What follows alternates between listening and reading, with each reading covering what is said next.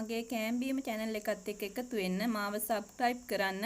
එහා පැත්තේ තියෙන bell icon එකත් click කරන්න.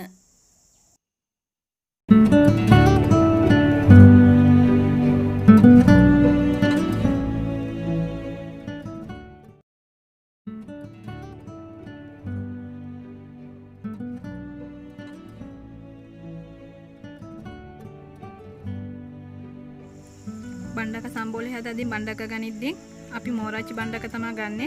අපි ගෙදරදී මේවා අයින් කරනවානේ. අයින් කරන්නේ නැතුව සම්බෝලයක් හදාගන්න තියාගන්න. මේ විදිහට කපා ගමු. හීනියට කපා ගන්න.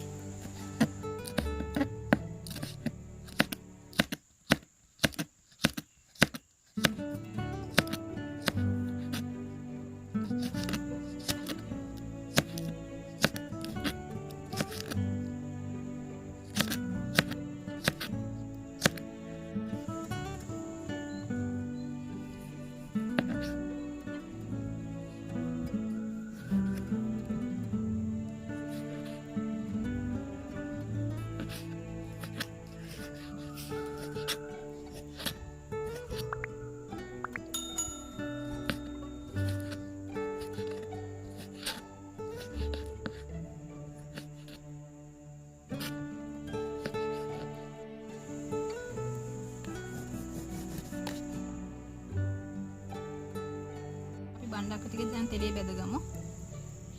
තෙල් රත් වෙලා තියෙන්නේ. අපි Bandakka ටික දාගමු.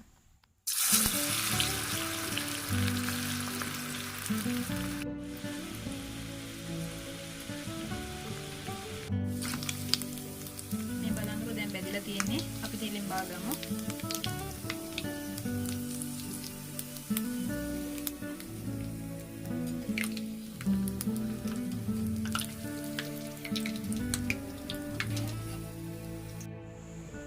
සම්බෝලේ හදාගන්නේ කොහොමද කියලා බලමු. තක්කාලි ටික, රතු ලුණු, අම්මිරිස්, දෙහි ටිකක් දාගමු. ලුණු තේ හැඳි කාලක්. ඔයාලා රස අනුව ලුණු එකතු කරගන්න. මේ ටික හොඳට අනා ගන්න. මේ තියෙන මම බෙදගත්ත Bandakka ටික අපි මේ ටික මේකට එකතු කරමු.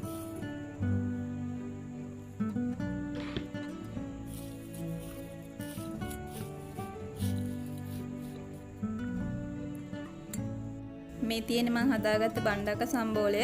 ඔයාලා කවදාවත් මෝරු Bandakka විසි කරන්න එපා. මේ විදියට රසමරත් සම්බෝලයක් හදාගන්න පුළුවන්.